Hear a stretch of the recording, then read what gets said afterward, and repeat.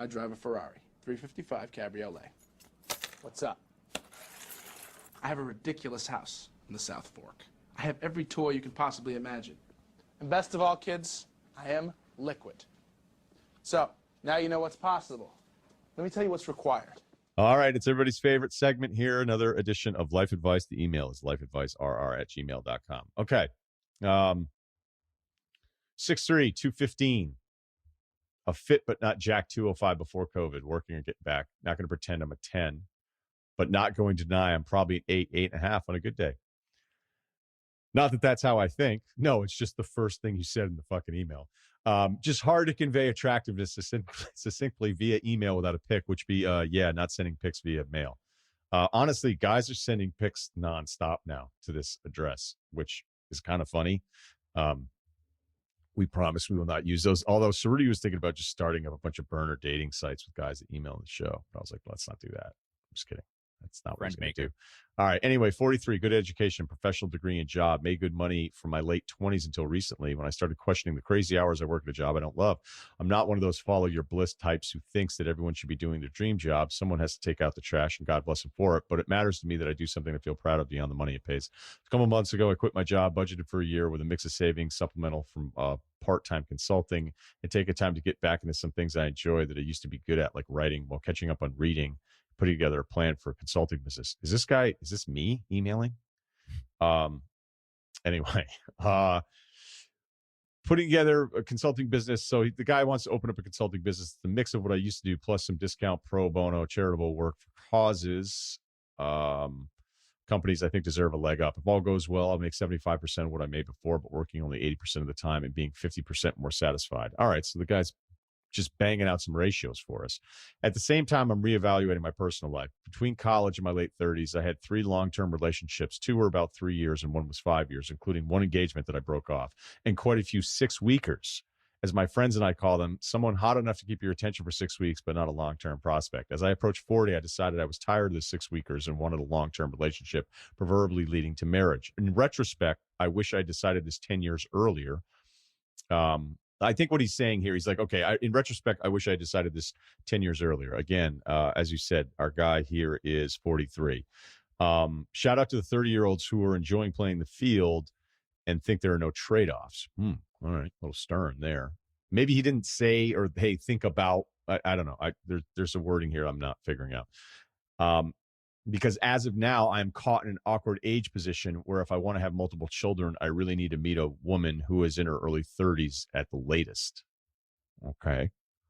Here's the math in my head. Even with a perfect sequence of events, if I meet someone today, I'd want to date for at least a year before I'd be ready to get engaged. I've learned from experience anything less than that, you don't really know someone. Then say a year till the wedding, could be less, but let's say a year. And then another year to have a child. If it all goes smoothly, that's 3 years, give or take, at which point she and I will be each 3 years older. Yes, we follow. Add another 2 years for a second child, and more for more children. Starting to feel like the Ben Stiller guy, the insurance risk guy. Add more years for more children. Not sure how many I like, but I am one of 3, and that feels right. But we'll see. I know that the miracles of modern science, women can have children into their early 40s, and obviously so can men, so they're increasing risk there too. But I also know far too many couples my age who put off marriage and children and have spent the years and tens of thousands of dollars trying, and the stress is damaged and broken the relationships. Even if they're successful, they're usually only one child, and the health risks are not insignificant. My problem is I find dating a 30-year-old in my stage or my age strange. Obviously, some are super smart, worldly, and are more mature than me, but I still find it strange, and I'm self-conscious, especially when it comes to meeting and hanging out with their friends. The Steve Buscemi, hello, fellow kids meme starts flashing in my head. So my question, do I just suck it up and accept that, or given the choices I made in my 30s, I just have to pretend to care about Taylor Swift and learn to speak emoji, or do I resign myself to the chance that I might not have the family I thought I would have and go out with women closer to my age, late 30s, who I like and usually find more all-around attractive? Weird how that happens to you when you hit a certain age. Or do I get a dog and really lean into the emotionally distant but fun to hang out with and travel guy who knows the world and likes to share it on his terms, or deep down nurtures a pain he'll never talk about, which is who I'm gradually becoming unless I make one of these other choices. Appreciate any advice your guy. Probably thought about some of these things. All right, here's the deal. I've definitely thought about all this stuff. You are definitely, I'm a thinker, you are hammering the thought process on this one to a point where you're kind of in your own head. All right. I'm going to share one. Like this happened, this is before COVID, moved to Manhattan Beach, whatever. Guy invites me to this deal. I'm immediately the oldest guy there. I sized up that I was the oldest guy there. And guess who didn't have a very good time and had no chance, no prospects? Me, because I made a decision. Just like the story about me talking about how my dad would be like, hey, you lost the game on the ride over before we even got to the court. You will lose this game of pursuit of marriage and happiness and kids and family. You will lose this once you decide, like, you think about everything, man. There's like a lot of math in all this stuff, right? So it's, hey, here's my ratio of what I think I can do and how much I can make and what event, what number I'll be proud of. Okay, so now let's talk about my long-term relationships, 3 years, and 5 years, now 6 weekers. Okay, so I wish I had decided I'd done this 10 years earlier. And look, I'll tell you, a lot of people that do have kids, almost every one of them says the only thing I wish I hadn't done was wait, which sucks. I don't even like saying that out loud. It stings a little, but it's true. So I'm not talking to Cerruti directly, but I've heard it far more often. You know what I don't hear a ton of people saying is, man, I'm so psyched I had kids so much later.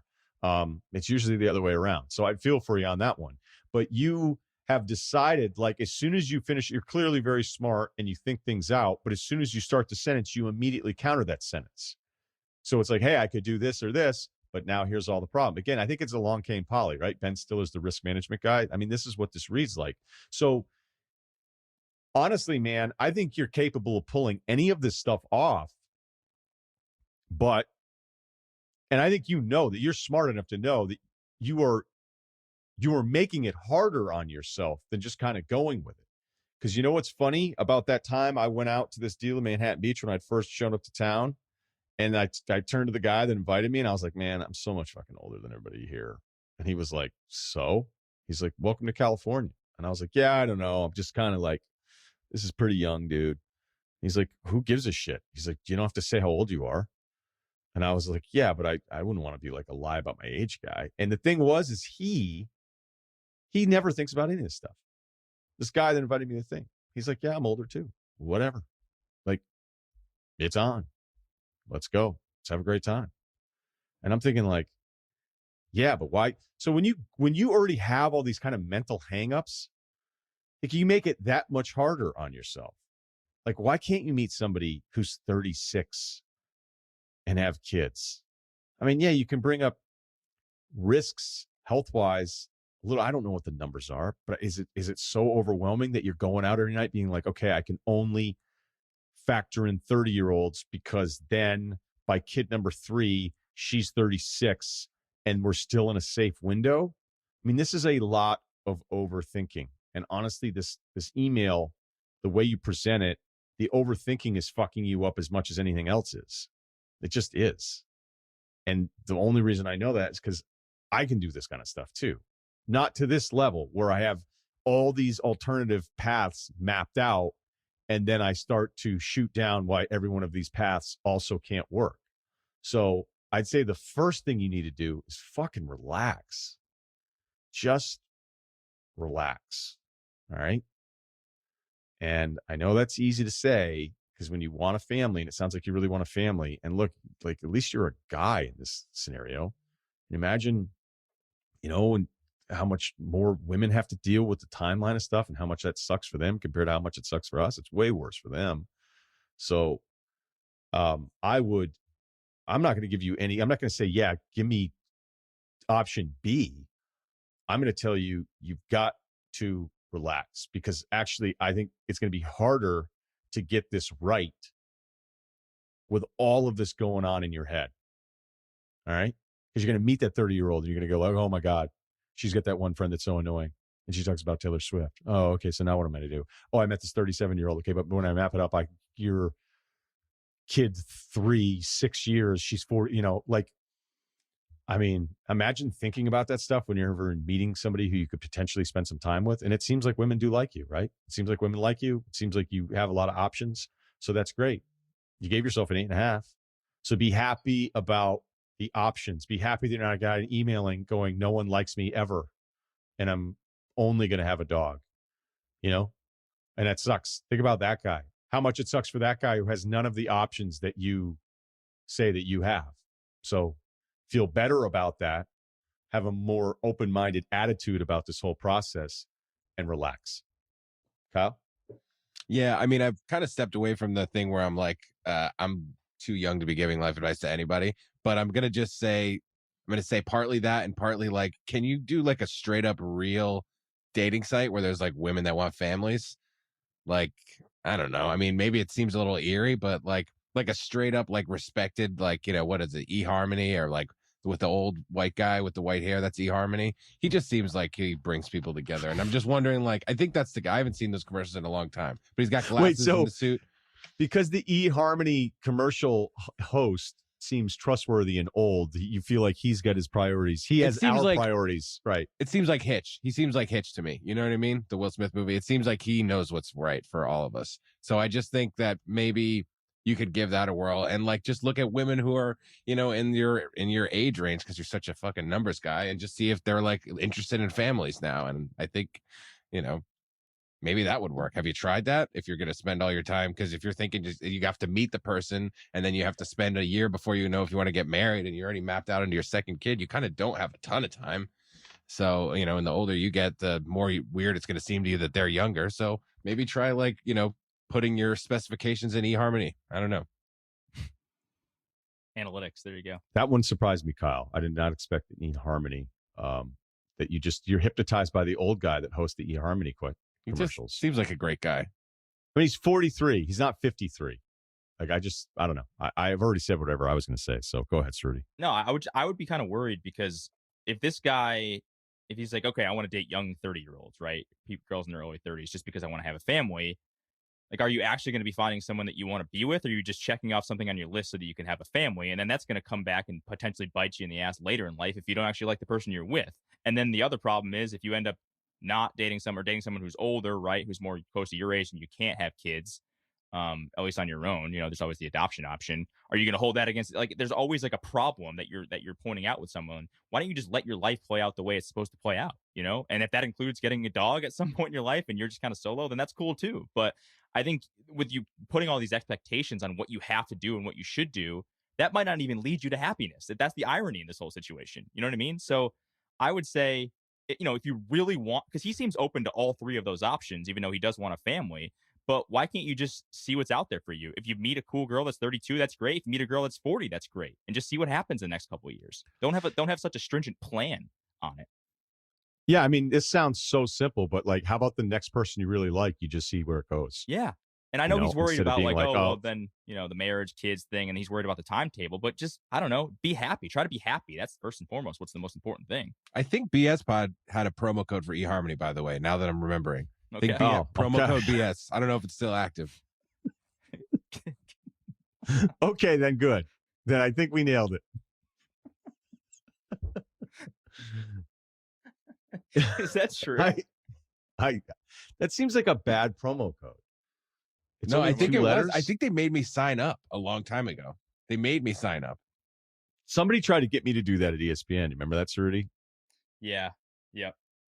On eHarmony specifically, though, I remember it was some sort of app or whatever. I don't know. I don't remember which one it was. They were like, hey, would you do this in a live read and then share your experience? I was like, no, that's not going to happen. That might have been one of the few live reads I was going to turn down, because you used to get paid for those. P90X was giving us $5,000 a month. Yeah, Gottlieb. I remember that. That was unbelievable. Do you remember the Chrysler Pacifica minivan one that they pitched to you and Cannell? And it was just like so not on brand for the show. It was like, lug your family around in this thing. And it's like you doing reads for a minivan. Yeah, because they were trying to get us a van. Like, there was some deal where they were going to get us a van for a year and we were going to have it. And that was going to be part of like this big rollout. And it was unbelievable how little thought they had put into it. No. Because I was like the only guy without a family. Yeah. And I was going to be the minivan guy. The P90X thing, just so people understand, that is not normal. It was an absurd amount of money, and they were paying every host. That's why every one of us were pitching P90X, because it was an off-the-charts amount of money. I ended up saving for a down payment on my condo from P90X. And the only reason I got it is Van Pelt turned it down. And Van Pelt was like, what are you getting? I was like, yeah, it's like $5,000 a month. This is like, everybody's on it right now. He's like, what are you doing? I go, I work out enough that I can incorporate a little bit in there, Gottlieb went crazy. Gottlieb went full blown lost a ton of weight, super ripped up, started telling me how he was putting like just vinegar on his salads, like no olive oil, just vinegar. And he took it to another level. And then he sent me a picture of him with his shirt off. And he's like, I know this is kind of weird, but I just want you to see this. And I was like, you know what? It is weird, but you are ripped up right now. So He kind of looks like that Tony Horton guy, you know? Right? That's his name, right? Tony Horton was the P90X guy. He's in all his commercials. Am I making Was that it? up? I thought think Tony so. Horton was the guy that was on the elliptical that had like a little bit of a ponytail. Man, that could be it too. Hold on. No? Yeah, let's get research on this. All No, right. Tony Horton. Yeah, P90X. Oh, he is? 63 now. Looks good. Yeah. He Kinda does looks like look good. Gottlieb. All right, so wait, who was the I feel like the other guy Yeah. was a Tony though. Give me long hair, blonde ponytail fitness guy. Was he a Tony as well? That was Look, an elliptical, right? I'm the former P90X guy, so I should have known. I'm The Googling funny thing is elliptical ponytail guy. I sent my before pictures. I had to take my shirt off, and my girlfriend at the time took pictures of me with my shirt off, and I was pumped because the P90X guy was like, Jesus. He's like, Tony Little. Tony Little. See? There it Something about is. the Tonys. He's 63. They're the same age. He and Tony Horton are the same age. That's wild. Maybe they are the same guy. It's the one with a wig. All right. Okay, here we go. What's up? 6'1", 195, shredded. Guys are really, really ticking it up a notch here. He's doing P90X. Yeah. My wife and I recently booked a trip to Denver where we hung out with a friend who's in real estate finance. Our conversation led to another with the friend. We started seriously considering buying a house. We currently live in Michigan. Won't be in Denver for another 1.5 to 2 years while I finish up grad school. So we were banking on being able to rent out the house until we're living in Denver full time. So you're looking at buying a house in Denver in 2021. Have fun with that. One of my friends, his appraisal is double what it was in 2018. 3 years ago. 3 years ago. It's double. Okay, so we got pre-approved for our home loan because my wife has a good paying and steady job, but all the money for our cash down payment is going to come from some savings and other assets that I've been fortunate enough to accrue over the years. As we progress through the house hunting process, I've become less enthusiastic about using up these assets. Coming into grad school, I was planning to use these assets to minimize the amount of debt I take on, or perhaps entirely avoid taking on debt if a few things fall into place. Look, some people have a really hard time with taking on debt. For whatever reason, mortgage debt doesn't seem to count as real debt. I know that's kind of how, I've looked at some transactions in the past. It's up to you. Some people just see this number that's outstanding and they lose their fucking mind over it. And then other people just say, hey, this is how business is done. And that number is not even a real number anyway. It's not like I'm ever going to be writing a check for all of that because I'm going to be buying another house at some point anyway. So, why would I even get bogged down with that? All right. So people look at debt differently. And that's very, very true as I've, experienced kind of how people look at it. All right. So, coming into grad school, I was planning to use these assets to minimize the amount of debt I take on, perhaps entirely avoiding taking on debt. A few things fall into place. A financial advisor could do better than I could on telling you, like, okay, well, if you're talking about college loans, the interest on the long-term payout is probably so low that you don't want to just go, hey, I'm now debt-free. You'd have to look at, I'd have to know exactly what the math is on paying it out long-term or paying down the college debt immediately. But I would rather have cash on hand than just pay down college loans. I just would. And you're still going to get approved for stuff with college loans out there. When you have college loans or you have a mortgage, that debt is looked at differently than some asshole maxing out his credit card all the time and doing the minimum payment with a $20,000 balance. Ouch. So those are different ways that banks are going to look at you. I know that buying a home can be like trading one asset for another, but I'm a pretty debt averse person. There you go. Consider myself more responsible with money than my wife. She's admitted to and agreed with me on. I'm starting to lose my appetite for the risk. My wife is pretty determined to buy a house because prices, especially in Denver, continue to rise. She argues that we'll end up spending more 2 years from now if we wait, which I think is a fair point. Given my circumstances, what would you do? Am I foolish for wanting to cash out stock savings to avoid on taking on debt that we very likely can afford? That we can very likely afford to pay off later? Is it better to minimize my school loan debt in this instance, given we'd be taking out a sizable loan for the house? The only other debt we have as a couple is a loan for my wife's car that should be paid off in the next 3 years. All right. The fact that you ended it with like the only other debt that we have is the car loan that should be paid off. And you are clearly very responsible you probably, and this isn't even a negative, but like you almost sound like prudent about it. I'm not saying you're cheapering like that, but I could just tell. All right, because I started answering. Honestly, I should have just read the whole email all the way through, but some of the stuff I could tell. So back to the college loan thing, we've already covered that. The car loan thing, whatever. You don't really have. I think banks look at it as like bad debt, understandable debt. You know, this. You don't seem to have any of that bad debt. Now, the real thing, I'm not even worried about the debt thing as much as I'm worried about the Denver pricing thing. I mean, and by the way, that's what every fucking realtor says to you. All right. Like, hey, if you don't buy now, I mean, realtors not in a habit of telling people to not buy houses. Think about it. Right. Like, imagine if you ran into a car sales. It's like, you know what? I'd wait until the fall. It's never going to happen. Never going to happen. Realtors are always going to tell you stuff like this because that's the job. And I know people think it's like an anti-realtor mistake. It's just the truth. It's just the truth. So I personally, you look at a market like Denver and you go, now I'm going to buy. And I've been at the top of markets and bought, and I've been where I thought I was at the top and I wasn't at the top. You know, I've sold in Connecticut where it felt like it took forever just to be like even again. So to sit there and have anyone, certainly me as like a podcast host, to tell you, oh, now's the time to buy or don't buy now. I'm just telling you, Denver has been on fire in a way that no one would ever have predicted. I think COVID has, as we've talked about at other times, COVID has motivated people to move more for a lifestyle, which I don't know how that's even remotely a permanent possibility now for how everybody's just going to, like, Denver's a sustainable city. Denver's always going to be fine. But some of these other cities that have blown up, I'm like, people are just going to live there now the rest of their lives. That doesn't seem to make a ton of sense.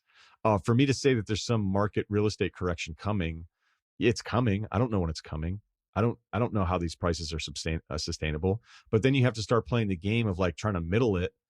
And I'm not smart enough to figure that out. And you probably aren't either, you know? So the scary thing is you're buying in a market that has just been absolutely on fire. And, you know, it's one thing to take on debt. That's the mortgage, you know, the loan on the mortgage versus the down payment. But it's a whole nother deal when all of a sudden your house is worth like 30% less than when you bought it. And it's not just debt, but now you're like, wait, like I look at this payoff number I have and now look at the new appraisal. And that turns into a whole nother deal that just sucks. Like every one of my friends, the first housing crisis going back to pre-2008, it was right around, you know, most of my friends were early 30s. They were buying their first homes. And I had a ton of friends that were just wiped out. All the equity wiped out because everybody was approved for housing. And so the housing thing was out of control. Did it mean it derailed their lives and they're destitute afterwards? No. Like there are going to be things that turn into good investments. There are going to be things that fuck you up a little bit. And it didn't mean that I didn't meet none of my friends turned into like, hey, it was never the same for them after that. But a lot of them went through it because they were buying at that time. So I probably scared you here a little bit, but the only way you can play it is you can buy now and hope it keeps going up, which maybe even does for a couple of years. But then what? Are you going to know when to sell? Like that's hard. Or you could rent, and you could rent knowing I'm going to rent, hoping to strike when things dip. But if you have a wife that's like really down with trying to buy something now, that's a whole nother challenge. Because I think people like security. Like they like the idea. Like I don't love the idea of rent and paying somebody else's mortgage, but I like it a hell of a lot better than buying a house that might be worth 30% less, because it seems like everybody's moving to Denver right now. So she's probably not going to go for that. And my rent thing for 2 years, ride it out, see if there's a correction on the price. What if the correction happens in 4 years, you know, and then you spent rent for 2 years while the prices went up again, and you're going to think this advice sucks. So I don't have a clear path for you. I just know that some of these markets scare the shit out of me, and Denver will be one of them. I hope you feel better, because there's no way you do after that answer. And I'm sorry for that, but there you go. I would say, so my wife's a realtor. She mostly does commercial, but does do some residential too. And you know, Must be nice. no, she's killing it. So shouts out to Maddie. But I think unless you have to buy in this market, I don't think she would recommend that you buy a house in this market. Like some people are just like, hey, I want to move and this is where I want to live. That's great and that's cool, and they don't really care about the prices and they're going to just live their lives. But Ryan, you probably would know more about this than I would too, though. But if it's a long-term real estate investment, like no one in the last 100 years has really taken a loss buying property, correct? Like it always goes up at some point. So if you're trying to like in 3 years sell and move, yeah, you may take a loss. But if this is some sort of long-term housing arrangement for you, you're going to be fine.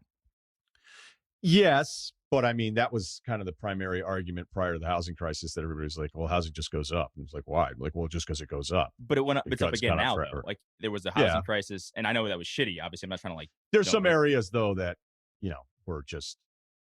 But chances are Denver's a place you want to be. So it's never. Yeah, Denver's like, Denver has. Yeah, I wouldn't compare Denver to like North Florida. Exactly. So yes. Right. So I don't know. I think it depends on how long you want to be there, but I don't think investing in that has ever really historically been in America a bad decision. Actually, Cerruti, it's a great point, and it shows your real estate background and the access that you have to that kind of stuff. Because you're right. If you're going to be there, like how long are you going to be there? You want to live there for 10 years? All right. Well, now we're talking about something different. And I should have brought that up, but I'm more short term all the time now, and most people are normal and moving into a house and hoping to live there 10 plus years and raise a family. And maybe they live in the house for 20 years. I don't know. I'm just saying the entry point into it right now doesn't feel great. And when everybody keeps doing this shit where it's like, well, you got to buy now because the prices are going to keep going up. And you're like, well, that's not like we just did it 13 years ago, where that's why everybody started buying like crazy again. Another reason was everybody was freaked out about how the prices kept going up, and they were all told over and over again, like, oh, the prices are just going to keep going up. They're going to keep going up. There's some really alarming trends on home prices that are way beyond what we went through before. And I don't have the answers to it, so I'm not going to pretend to. I'm just telling you there are numbers that should scare the shit out of you. And I don't know. But everybody back then was like, oh, don't worry about it. Doesn't mean anything. Always goes up. Tell me this is a stupid thought process, though, but this is what I always thought. If there's ever a situation in this country where houses or the property is worth nothing, or it just completely crashes, we probably have bigger problems in this country than just the housing market, correct? Like there's probably something fundamentally wrong with the country. So as long as like America is what it is, I kind of always feel like at some point over a 20-year period, whatever you invest in real estate wise is probably going to hold its value or go up. Yeah, I think it also is like different. I think we grew up with generations prior to us where the idea was you save, you get the down payment, you do the 30-year, you pay it off, and then that's your retirement. Boom, there you go. We're more transactional. There are different products all over the place. I mean, we could get to something else, but I mean, this is now a bigger picture economic thing where there's all sorts of stuff I can read that I'll be like, oh, that's scary. That doesn't seem cool. Like, how come we can just keep doing stimulus over and over and over again? Like, we're just fine. And then you'll read something else and be like, yeah, we're fine. You're like, I don't know what I simply present it as being aware of both sides of the argument, but there's certain markets with housing where they're so beyond the crisis numbers on pricing that I don't think it's ridiculous to ask, like, hey, so this is just going to be cool this time around? Like, we're just cool. Like, there will be a correction. I don't know that it would be what we went through, but I don't know how you couldn't go through 2008, 2009 and be a little spooked by stuff. And that's all I'm saying. That's fair. Yeah. All right. Kyle, you want to jump in on that one? Probably not, huh? Yeah, I mean, not really. I don't have much to say about that other than I'd like to start buying a house in the next 3 to 4 years. And you shot me right through the heart with your credit card statement. But that's it. Yeah, we'll pay that shit off. Don't do the minimum payment. Ouch. All right. Now I feel like I actually bummed Kyle out too much. And for that, I apologize. I don't even now. Now it's just awkward. I don't know what to do now. All right, Kyle. Yeah, me neither. I don't know what to do either. How do you think I feel? I'm kidding. I'm selling my stocks to pay my credit cards. All right, there you go. Little financial advice from Kyle as well on the way out. And thanks to Cerruti. And be sure to check out the Ryen Russillo podcast and subscribe, part of Spotify and The Ringer.